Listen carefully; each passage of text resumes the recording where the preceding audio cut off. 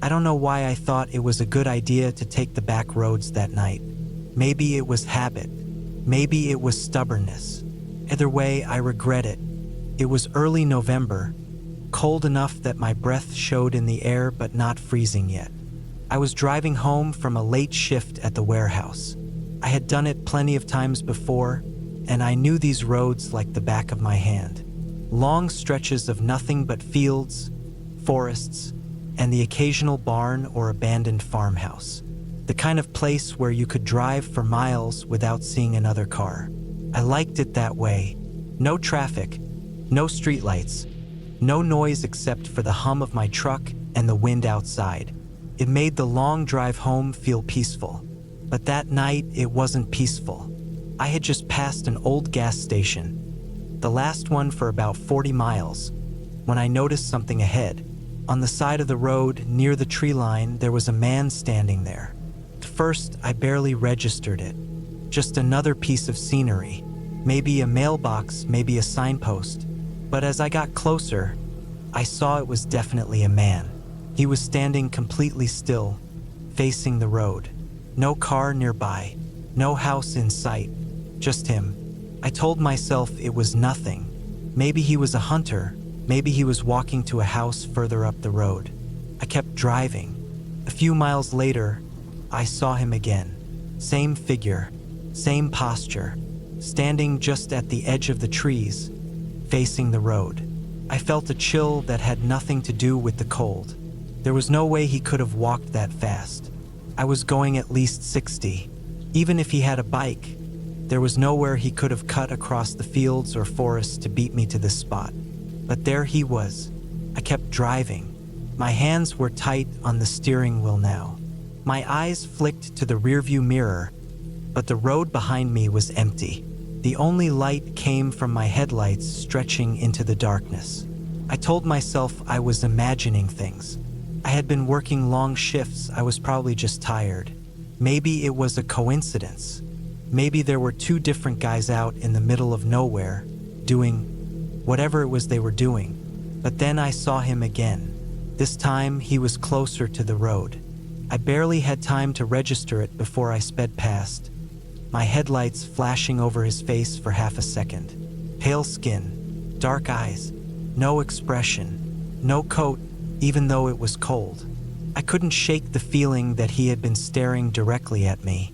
At this point, my heart was hammering. My truck was the only thing breaking the silence. The road stretched on ahead, no houses, no signs of life, just the trees pressing in on either side. I didn't stop. I didn't slow down. I didn't even look in my mirrors. I just drove. For the first time, I felt the weight of how alone I was. There was no one out here, no one to help if something happened. My phone had no signal, of course it didn't. It never worked out here. I told myself to keep going. I only had another 20 miles to go. I'd be home soon.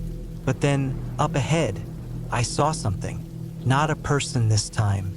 A truck. It was parked on the side of the road, facing the wrong way. Headlights off. No sign of movement. I slowed down just a little as I got closer. Not enough to stop, just enough to take it in. The truck was old.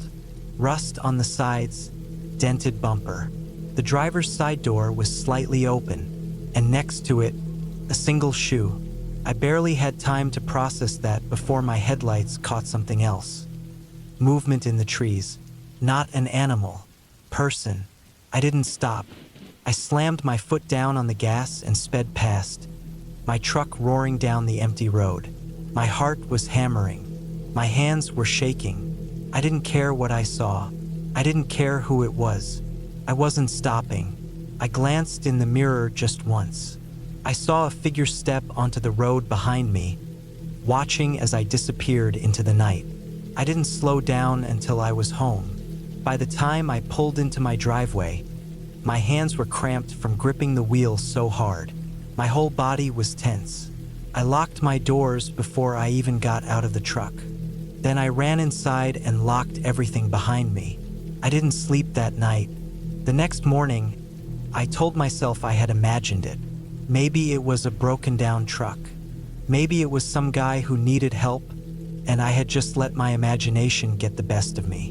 But I didn't go back to check, and I never took that road again. A week later, I heard on the news that someone had gone missing out there. They found his truck on the side of the road. Door open, a single shoe left behind, but no sign of him.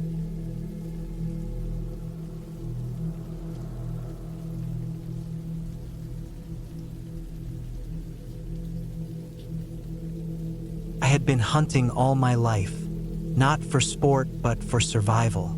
I grew up in a family where hunting meant putting food on the table, and I carried that tradition into adulthood. By the time I was 38, I had more experience in the woods than I did in any town or city. I preferred it that way. Out in the middle of nowhere, you relied on yourself, your instincts, your knowledge. That was why I had no hesitation about heading deep into the Montana wilderness for a hunting trip. It was early November, and the cold had started creeping in. The woods were mostly empty this time of year. Most hunters stuck to the easier spots closer to town, but I wasn't like them. I had a small cabin about 20 miles from the nearest road, tucked away in a place that barely existed on maps. It had no electricity, no plumbing, just 4 wooden walls, a wood stove, and a cot.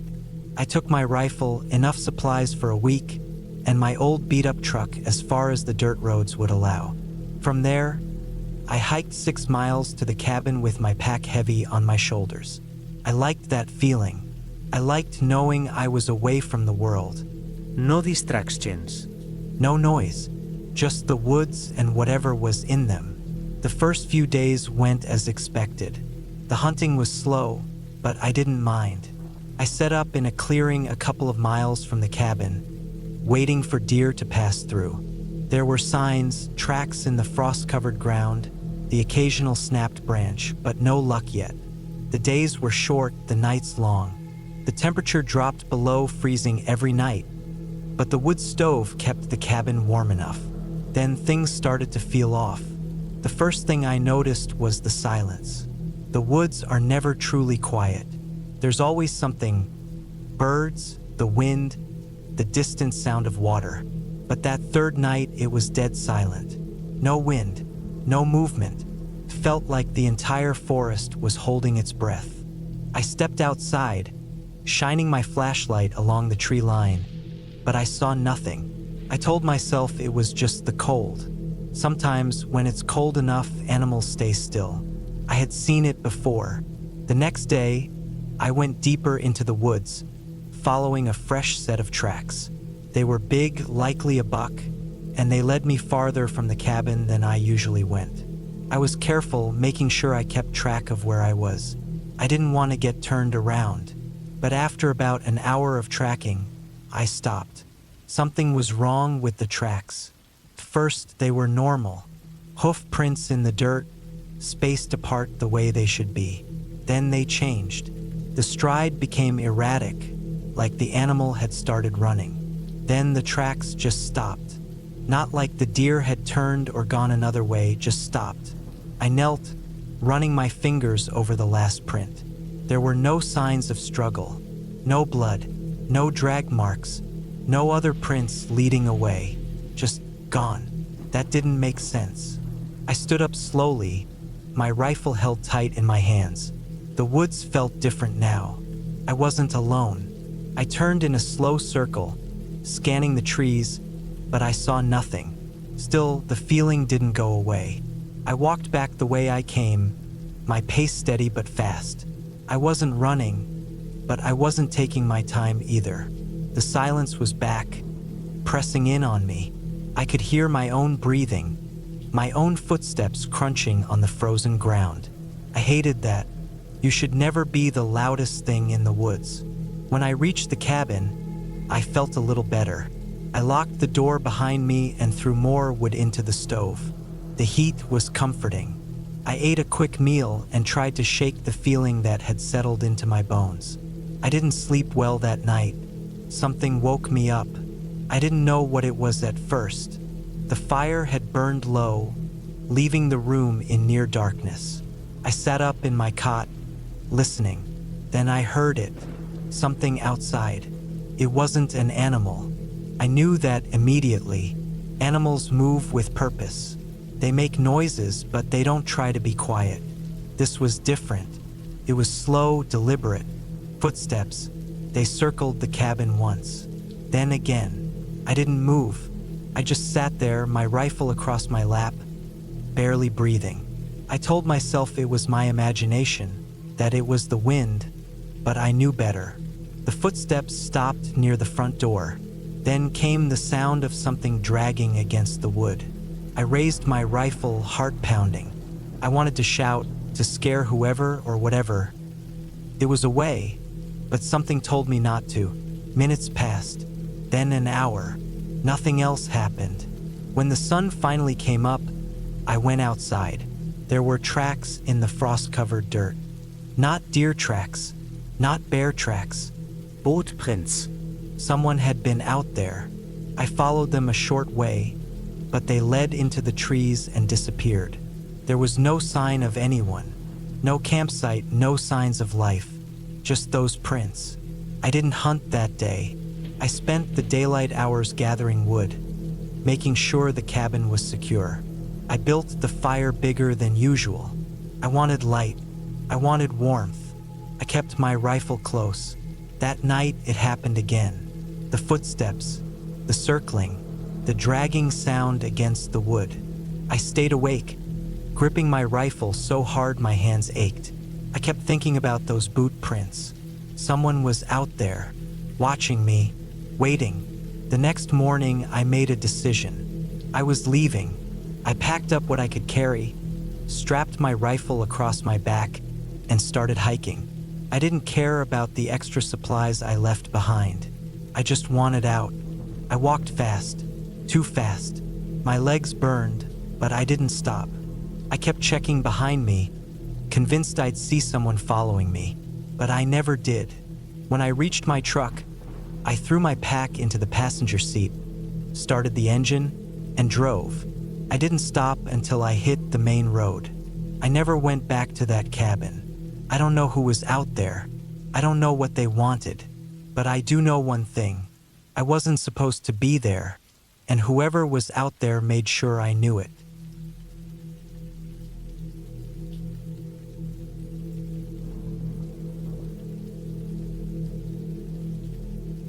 I had been driving for hours.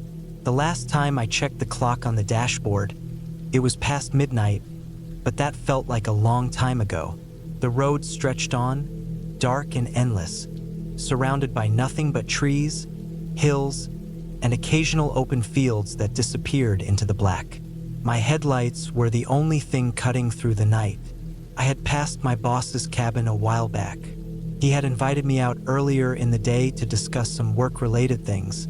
Nothing urgent, just a reason to talk in person instead of over the phone. His place was deep in the woods, about an hour off the main road, tucked away in a spot that barely showed up on maps.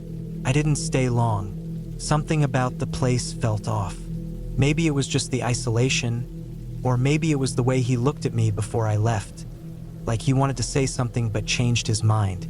Either way, I shook it off and got back on the road. The drive started out fine. The dirt road leading out was rough and narrow, but I was used to it.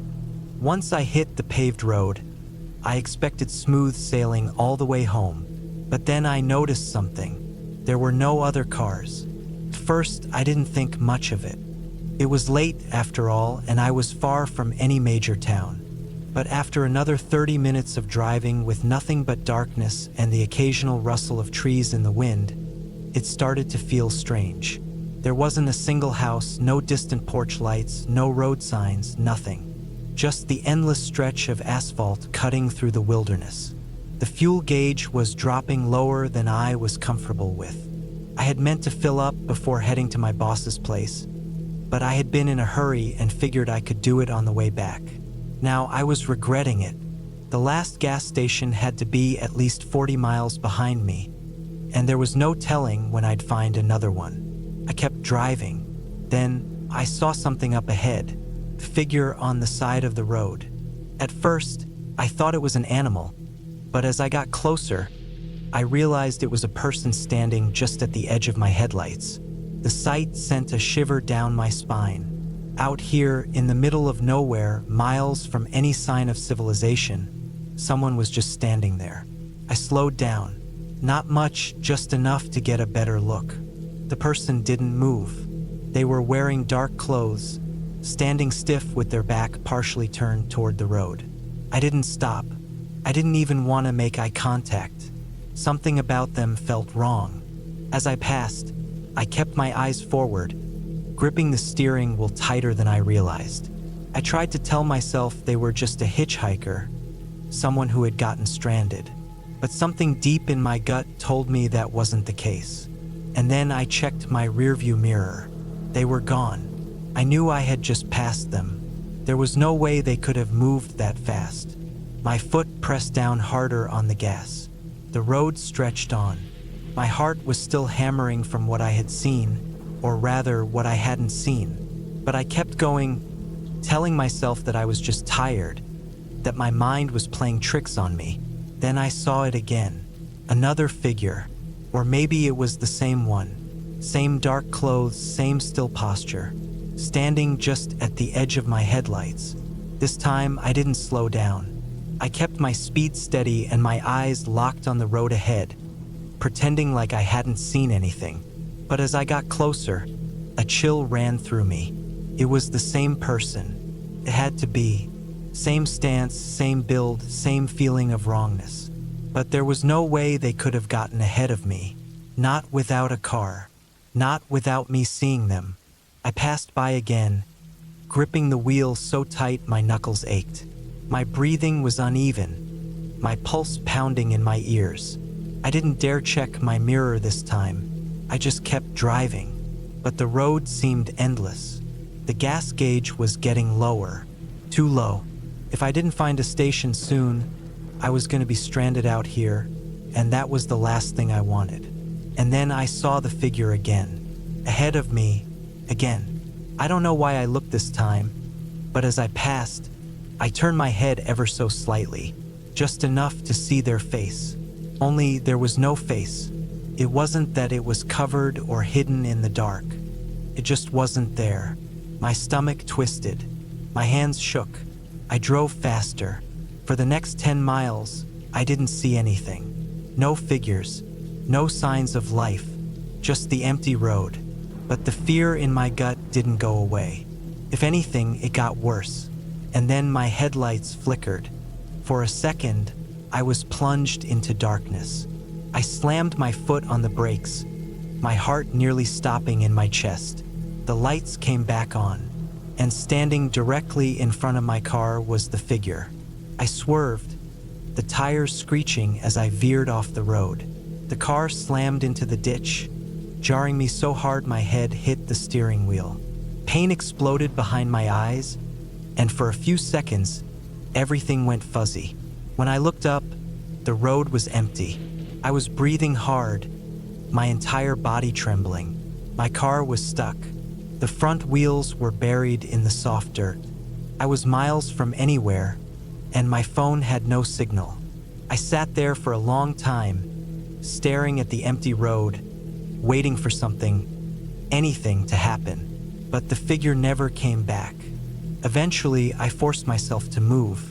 I climbed out, checked the car, and realized there was no way I was getting it out without help. So I started walking. I don't know how long I walked, but eventually, I saw lights in the distance. A small roadside station. The old man inside looked at me like he had seen a ghost. I must have looked half crazed when I told him I needed a tow. He just nodded, made a call, and didn't ask questions. When the tow truck finally came, I didn't look back at the road. I didn't want to see if the figure was still there. I got home just before dawn. I locked every door. I never drove that road again.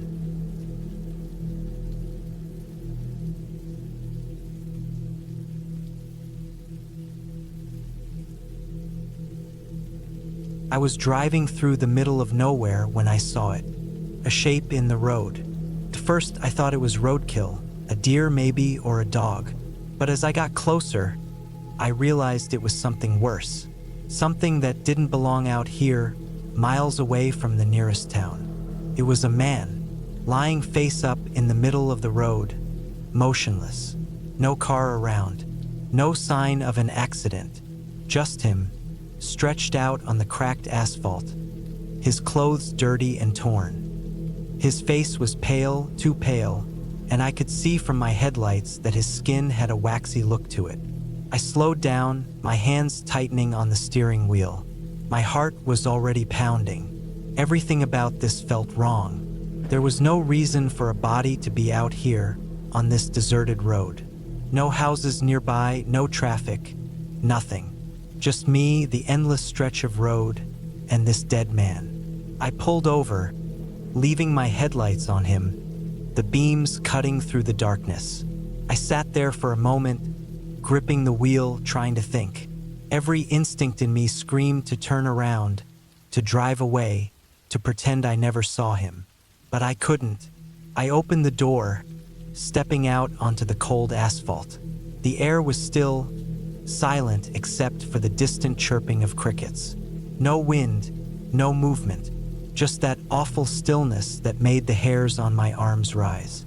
I took slow steps toward him, my breath shallow. His clothes were torn at the sleeves and chest, dirt smeared across his jeans. I could see his shoes scuffed and old. The closer I got, the more I saw. His face was bruised, a deep cut along his forehead, dried blood crusted near his temple. I stopped a few feet away, my stomach twisting. This wasn't an accident. Someone had done this to him. I looked around, scanning the darkness beyond my headlights. Nothing but empty fields, tall grass shifting slightly in the distance. No signs of life, just the road, stretching in both directions, disappearing into the night. My breathing was heavy now. My pulse hammered in my ears. I needed to call for help. I reached for my phone, my fingers trembling as I unlocked it. No service. Of course. I glanced at the body again, that uneasy feeling in my gut growing worse. Something wasn't right. I stepped closer, staring at his hands. One was curled slightly, the fingers rigid. His fingernails were caked with dirt, as if he'd been digging into the ground. His other hand rested against his stomach, fingers loose. That was when I noticed it, the way his legs were positioned, like he'd been dragged. A chill ran down my spine. I took a shaky breath, trying to think clearly. If he had been dragged, that meant someone else had been here. Recently, my eyes darted back to the darkness around me, the tall grass swaying slightly in the wind. I wasn't alone. I swallowed hard, forcing myself to stay calm. I needed to leave. I needed to get to the nearest town and find a phone. I took a step back toward my car, moving slow, careful. Then I heard it, a rustling sound, not from the trees, not from the fields, from the road. From behind me, I turned sharply, my body going rigid. My headlights still shined on the dead man, his lifeless form stretched across the road. But something had changed. His arm, it had moved. It had been resting against his stomach before. Now it was at his side. I froze, my breath caught in my throat. I knew I hadn't touched him. I stared at his hand, my heart pounding so hard it hurt. I didn't want to believe what I was seeing. Maybe I was imagining it. Maybe my mind was playing tricks on me. Then I saw it, a shadow in the distance, a figure, standing just beyond the reach of my headlights, half hidden in the darkness, watching. A bolt of panic shot through me. My legs felt locked in place, but I forced them to move.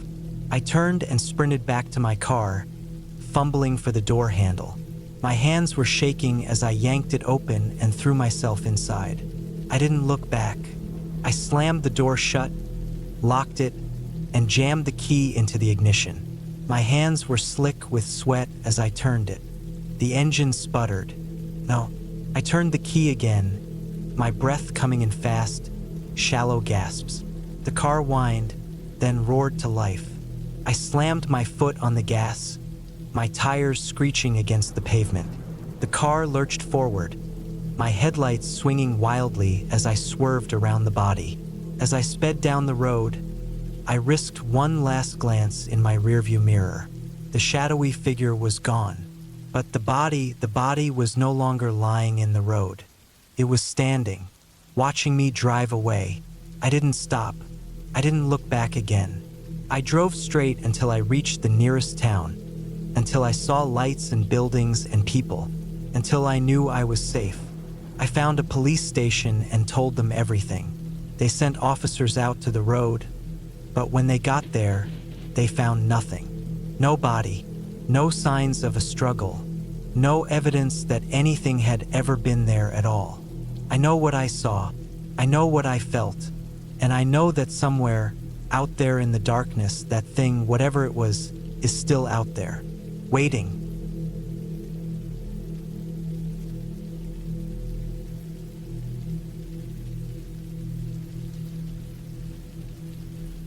It was supposed to be a simple drive. I had done it before. Long stretches of open road, no one around, just me and the hum of the engine.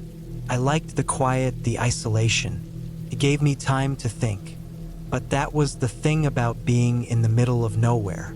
It felt peaceful until it didn't. The trip started in the early afternoon. The route was familiar. Miles of highway before cutting through a more rural stretch. A shortcut that saved me a couple of hours. It was an old road, barely used. It weaved through thick forest and open plains, places where cell service faded to nothing and gas stations were a distant memory. I was making good time until I saw the sign. Road closed. That wasn't supposed to be there. I slowed the car, looking ahead. The barricades were new. No detour signs, no workers, just a dead end where the road should have been. My gut told me to turn around and find another way, but I wasn't in the mood to backtrack. I pulled up my phone to check the GPS. Nothing. No service. I sat there, staring at the roadblock, debating. Then I noticed a dirt path off to the side, barely visible. It wasn't on the map, but it seemed to lead in the right direction. I had driven this way before, and I knew the road stretched on for miles.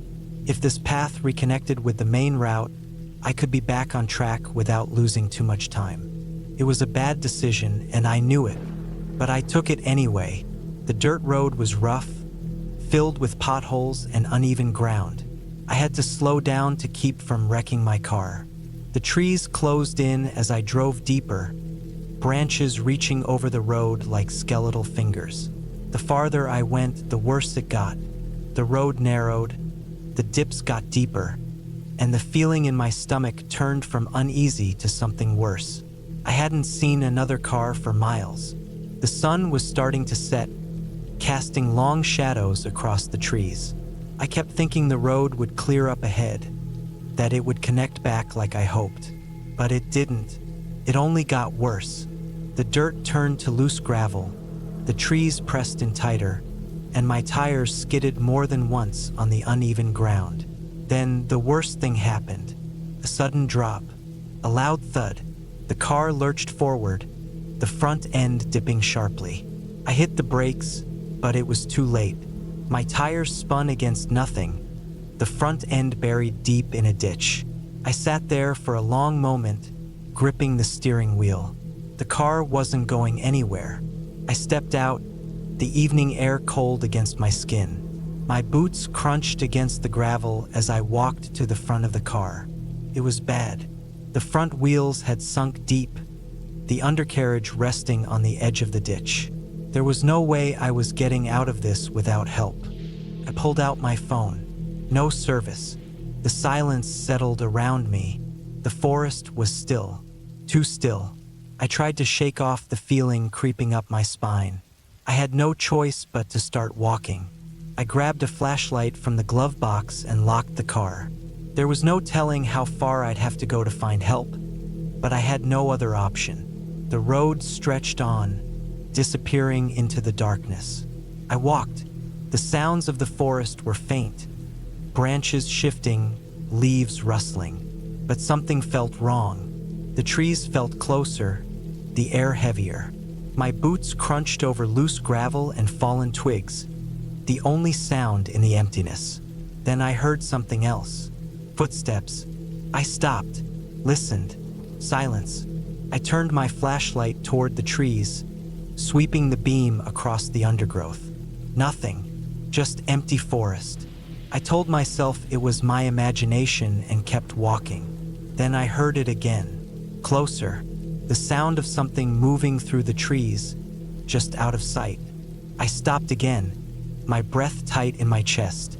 The flashlight shook in my hand as I aimed it toward the noise. Nothing. I swallowed hard and kept moving. Minutes passed, then an hour. The road stretched on endlessly, the trees pressing in. The sound of my own footsteps filled my ears, but I couldn't shake the feeling that I wasn't alone. Then I saw it, a figure. It was just standing there, barely visible in the dim light. Too far to make out details, but close enough that I knew it was a person. I froze. The figure didn't move. I raised my flashlight, shining it toward them. Nothing. I blinked. The spot where they had been was empty. A chill ran down my spine. I wasn't imagining this. I forced myself to move faster. I needed to find help. Then I saw something up ahead. A cabin. Relief washed over me. I nearly ran the rest of the way, the sight of a building making my fear seem foolish. I reached the door and knocked. No answer. I knocked again. Still nothing. The door was slightly open. I hesitated, then pushed it the rest of the way. Inside, the cabin was empty. Dust covered everything. No signs of life. It looked abandoned. Then I heard it. A sound outside. Footsteps. Slow. Deliberate. I shut off my flashlight and pressed myself against the wall, my heart hammering. The footsteps stopped just outside the door. Silence. Then, the door creaked open. I held my breath. The darkness outside was thick, swallowing everything beyond the doorway. I couldn't see who or what was standing there. Then, slowly, the door closed again. Footsteps moved away. I stayed frozen for what felt like hours. My body screamed to move, to run, but I couldn't. Not yet. Finally, when the silence stretched on too long, I forced myself to step forward. The cabin had a back door. I moved toward it, careful not to make a sound. I turned the knob. Locked. I needed to leave, but I couldn't go out the front. Whoever was out there was still close. I moved toward the window. The latch was stiff, but I forced it open as quietly as I could. The night air rushed in, cold against my skin. I climbed through, landing softly on the ground. Then I ran. I didn't look back. The forest swallowed me. My legs burned, my breath ragged. I didn't stop. I didn't think.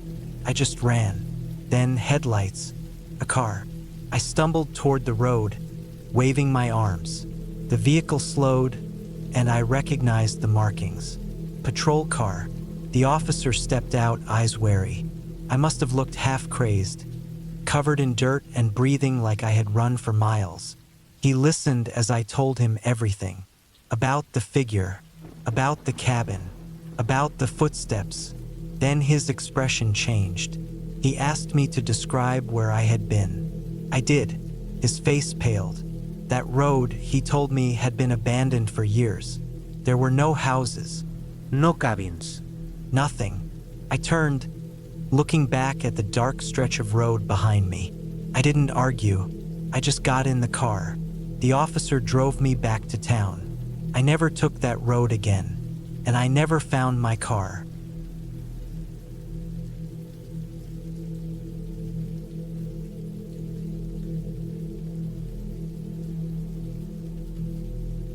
It was a rainy night, and I was miles away from anything that could be called civilization. The road was nothing but a narrow, cracked strip of asphalt cutting through thick, endless woods. My headlights barely pierced through the curtain of rain, and the wipers scraped across the windshield, struggling to keep up with the downpour. I hadn't seen another car in over an hour, and my fuel gauge was dipping lower than I liked. I was heading home from a job site, a last-minute task that kept me out later than planned. The company had sent me to inspect some rural property for development. Just a patch of forest and an old, crumbling structure that they wanted torn down. I had wrapped up just before dark, and the drive back was supposed to be simple. Just a couple of hours on the road, maybe stop for gas, then home. But there were no gas stations out here, and I had taken a wrong turn at some point. The GPS had lost signal ages ago. My phone was at 20% and barely clinging to life. I had tried using the map, but it was just a blur of green and winding roads, none of which seemed to match where I was. The only thing I could do was keep going. The rain pounded harder. The road dipped into a low valley, and the moment I hit it, the car's tires skidded slightly, water pooling on the pavement, making it slick. I eased up on the gas, gripping the wheel tighter. The trees loomed over the road, their dark, wet branches bending under the weight of the storm. The sound of rain hitting metal filled the car, drowning out everything else. Then I saw it, a figure, standing just ahead, on the side of the road. My breath caught. I could barely make them out through the rain. Just a dark shape, hunched slightly, head tilted forward as if watching the ground. They weren't moving, just standing. I slowed down slightly, heart thudding. As I got closer, the headlights lit them up. A man, drenched from head to toe, clothes sticking to his thin frame. His face was obscured by the shadows, but his posture was stiff. He wasn't hitchhiking, wasn't waving for help, he was just standing there. I passed him without stopping. Something about him made my skin crawl. Maybe it was the way he was standing, the way he didn't react to the car approaching, didn't flinch at the lights. People didn't just stand in the rain like that, not in the middle of nowhere. I glanced in the rearview mirror as I drove past, but he was already gone, vanished into the rain and darkness. I pressed down on the gas. For the next few miles, I kept looking in the mirrors, expecting to see him again. My nerves were shot, my mind racing. Maybe he was just some guy caught in the storm, maybe his car broke down. But why wouldn't he try to wave someone down? Why wouldn't he move at all? The road kept twisting, the trees pressing in closer. I was gripping the wheel too tight, knuckles white. I needed to get out of here, find a main road, find a gas station, find anything. Then the engine sputtered, the worst possible sound at the worst possible time. The fuel gauge hit empty. No, no, no, I muttered under my breath. I knew it was running low, but I had been hoping for just a few more miles. The car jerked, coughed, and then the power cut out entirely. I rolled to a stop on the side of the road. The rain hammered against the roof. I sat there, gripping the wheel, staring at the useless dashboard. The headlights dimmed, then flickered out completely. The only light left was from the faint glow of my phone screen. I was stuck. I checked the time, past midnight. I checked my phone, 12% battery, no signal. I let out a slow breath, trying to think. I hadn't passed anything for miles. No gas stations, no houses, no turnoffs that led anywhere promising. Just trees, just rain, just that man on the side of the road. I shivered at the thought. There was no choice. I had to walk. I grabbed my jacket and pulled it tight around me. Stepping out of the car, the cold rain soaked through my clothes instantly. The ground was muddy, water pooling in the dips along the road. I started walking. Every step felt heavier than the last. The trees swayed in the wind, branches creaking. The rain distorted everything. Sounds became muffled, shapes blurred together. The road stretched on ahead, endless and empty. Then, somewhere behind me, I heard it, a splash, like a footstep in a puddle. I froze, turned slowly. The road behind me was empty. My car sat motionless in the rain, Nothing but a dark shape in the distance. I swallowed hard and turned back around, walking faster now. My boots squelched in the mud, my breath coming in quick, shallow bursts. Another splash, closer this time. I whipped around. Still nothing. The road was empty, but I wasn't alone. I could feel it. I started moving faster, almost jogging now. The rain stung my face, my jacket useless against the downpour. I didn't know where I was going. I just had to get away from that road, from my dead car, from whatever was behind me. Then ahead I saw something. A light, faint, flickering. A small cabin just off the road, barely visible through the trees. Relief hit me like a wave. I sprinted towards it, feet slipping in the mud. The door was slightly open, swinging gently in the wind. The light inside flickered, an old lantern casting long shadows. I stepped inside. The place was empty. Dust covered the wooden floor. Cobwebs clung to the corners. There was no furniture, just the lantern sitting on the floor. The door creaked behind me, swaying in the wind. Then I saw them. Wet footprints. Leading from the door to where I was standing. The realization hit me too late. I wasn't alone. I spun around just as something moved in the shadows.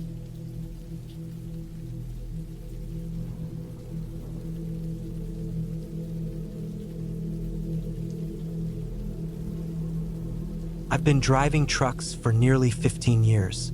I've hauled everything from produce to construction materials, even a few oversized loads that had me sweating bullets trying to keep control.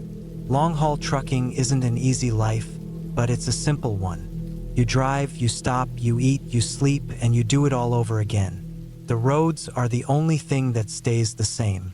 That was why I liked it. There's a rhythm to it, a steady, predictable pattern. Until one night in the middle of nowhere shattered that illusion for good.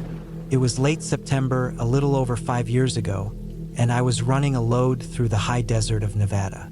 The kind of place where towns are just dots on the map, separated by hundreds of miles of empty land.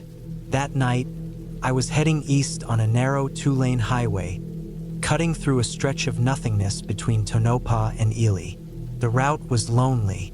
No houses, no gas stations, just endless dark hills and open plains. I had a full load of construction supplies strapped down on my flatbed. Heavy-duty stuff, metal beams, pallets of concrete mix, and a few crates of industrial equipment. Nothing out of the ordinary. The night had settled in hours ago, and the only light came from my headlights carving a path through the darkness. It was one of those nights where the moon barely showed, leaving everything outside the reach of my lights wrapped in a heavy, swallowing blackness. The road stretched ahead of me, straight as an arrow for miles, then curving gently as it weaved between low hills. I wasn't tired yet, but I was getting close to needing a break. That was when I saw it, a set of taillights far ahead, barely visible through the night. I hadn't seen another vehicle for nearly 2 hours, so it stuck out. I watched the lights for a while, slowly gaining on them. As I got closer, I could see it was an old pickup truck. Looked like a late 90s model, maybe early 2000s, dark-colored, covered in dust. It was moving slow, too slow, maybe doing 40, maybe even less. I was running 65, the speed limit for this stretch. I figured it was some local farmer, maybe a guy hauling something in the bed. It wasn't unusual for ranchers to drive slow on these roads. The last thing you want is to hit a stray cow or a deer at night. I signaled, shifted into the left lane, and started to pass. As I came up alongside, I glanced over. The pickup's windows were tinted, but I could see someone in the driver's seat. They sat stiffly, both hands on the wheel, facing dead ahead. They didn't look over, didn't acknowledge me at all. Then I noticed something else. There was someone in the passenger seat, but they weren't sitting right. Their head was tilted at an odd angle, like they had fallen asleep against the door. Something about it felt wrong. Their posture wasn't natural. It was stiff, slumped over like a rag doll. A small knot tightened in my gut.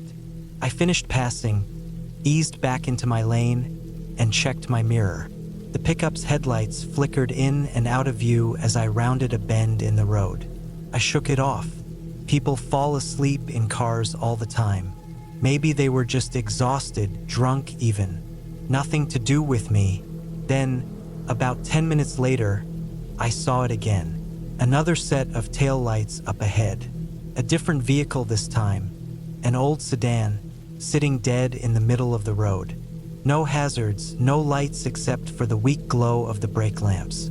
I slowed down, heart beating a little faster. Something felt off. The whole highway was empty. There was no reason for anyone to just stop in the middle of the road like that. As I got closer, my high beams washed over the back of the car. That was when I saw the driver's side door was open, and there was no one inside. I scanned the roadside, checking my mirrors, looking for any sign of movement. Nothing, just open desert stretching into the black. I had to make a choice: slow down and stop, or keep moving. My gut screamed at me to keep going. I pulled into the opposite lane, edged around the car, and kept my foot steady on the pedal. As I passed, I saw something on the pavement. Dark, irregular stains leading away from the open door. A trail. I pressed down on the gas. For the next 20 miles, I kept checking my mirrors, half expecting to see headlights appearing behind me. But there was nothing, just empty road and the hum of my engine. I tried to shake it off. Maybe the guy ran out of gas and walked to the nearest town. Maybe it was just a broken down car, nothing more. Then I saw the pickup truck again. I nearly slammed the brakes. It was parked off the road this time, angled slightly toward the highway. The driver's side door was open, no one inside. I didn't slow down. I kept going, knuckles white on the wheel, my pulse thudding in my ears. My eyes flicked to my mirrors over and over. Still nothing. I drove for another hour before I saw the gas station lights glowing in the distance like a beacon. I pulled in, parked under the fluorescent lights, and forced myself to breathe. The place was mostly empty. An old cashier sat behind the counter, reading a magazine.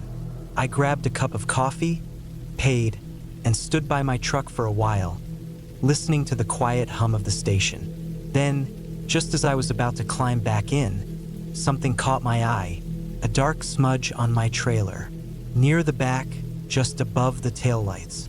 I walked over, my stomach twisting into a knot. It was a handprint, a single, smeared handprint, streaked across the metal like someone had grabbed it while I was moving. I wiped it off with my sleeve, climbed into my cab, and drove out of there without looking back. I made my delivery the next day, finished my route, and kept driving like always. But that night never left me. I don't know what happened on that highway. I don't know who or what I passed out there. But I do know one thing. The roads aren't always empty, and sometimes you're not as alone as you think.